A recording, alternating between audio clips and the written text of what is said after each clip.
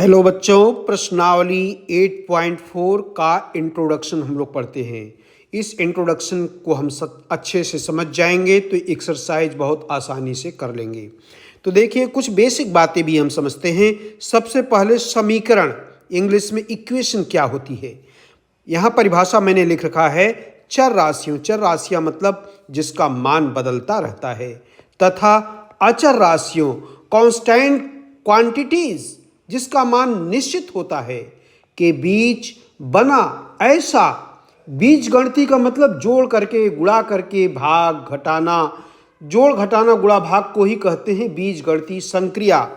समानता का मतलब बराबरी का संबंध हो, जो चर राशि के कुछ निश्चित मानों के लिए ही सत्य होती है, उसे समीकरण कहते हैं। यहाँ देखिए एग्जाम्पल में लिखा हुआ है, ये x जो है चर राशि है, 2 अचर राशि है, 10 अचर राशि है। घटा दिया, गुणा कर दिया, बराबर कर दिया। ये घटाना गुणा करना ये बीजगणितीय संक्रिया कहलाती है और बराबर मतलब कि समानता का संबंध। तो इस तरीके से ये समीकरण हो गई। इसको अगर हम लोग हल करेंगे तो x की वैल्यू केवल 5 आएगी। यहाँ x की घात 1 है।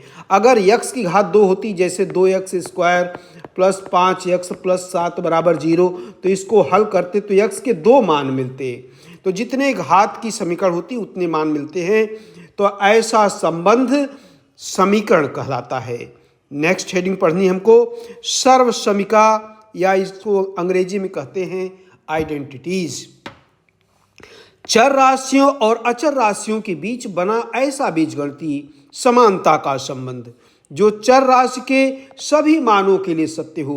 ऊपर जो आप पढ़े, कुछ निश्चित मानों के लिए सत्य होता है, केवल 5 यहाँ वैल्यू आई, लेकिन x और y का मान कुछ भी रख दीजिए। ये जो संबंध है, ये x y के प्रत्येक मान के लिए सही है। 5 + 7 रख दीजिए, x + 9 होल स्क्वायर, जो फार्मूला आप छोटी क्लासेस में पढ़े हैं, यह x y के सभी मानों के लिए सत्य होती है। इसी को हम लोग सर्वसमीका कहते हैं। अगली हेडिंग है, त्रिकोणमितीय सर्वसमीका पढ़ना है।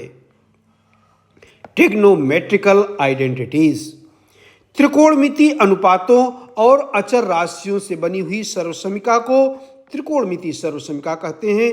इसे कहेंगे बीजगणितीय सर्वसमीका। अब हमको पढ़ना है त्रिकोणमितीय सर्वसमीका। त्रिकोणमितीय सर्वसमीका ही इस एक्सरसाइज के इंट्रोडक्शन में इंपॉर्टेंट टॉपिक है। बहुत सी त्रिकोणमितीय सर्वसमीकाएं हमको बड़े क्लासेस में पढ़ने को मिलेंगी, लेकिन इस एक्सरसाइज 8.4 के लिए 3 त्रिकोणमितीय सर्वसमीकाएं हमको पढ़नी हैं। तीनों ही याद रखना है, तभी हमको प्रश्नावली अच्छे से कर पाएंगे। पहली सर्वसमीका है, देखिए, sign square theta plus cos square theta equal 1। इसको भागने न पाए गोदरेज की अलमारी में बंद कर लीजिए, क्योंकि बहुत इम्पॉर्टेंट ये सर्वसमीका है, बहुत इम्पॉर्टेंट सर्वसमीका है।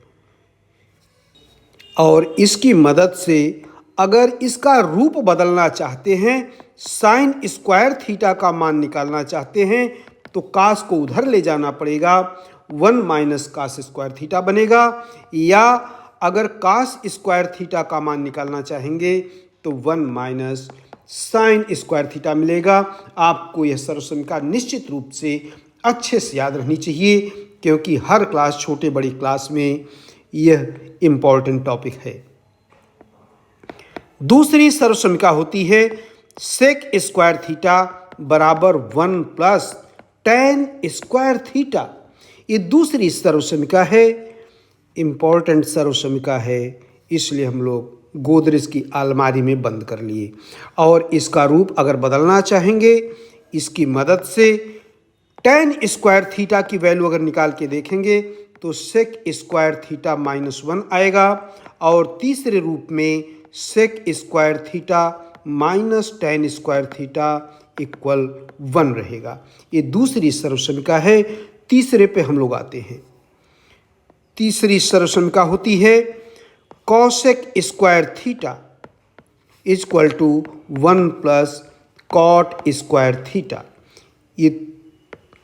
यह मेरे पास जो है तीसरी सर्वसमिका है।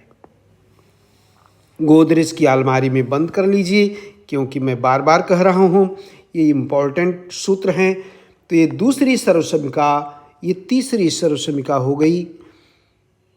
ये तीसरी सर्वसमिका, अगर इसकी मदद से इसका रूप बदलना चाहते हैं आप, मतलब कि कॉट स्क्वायर थीटा का मान निकाल के देखेंगे तो कॉसेक स्क्वायर थीटा -1 आएगा, और फिर रूप बदलेंगे cosec square theta minus cot square theta equal 1।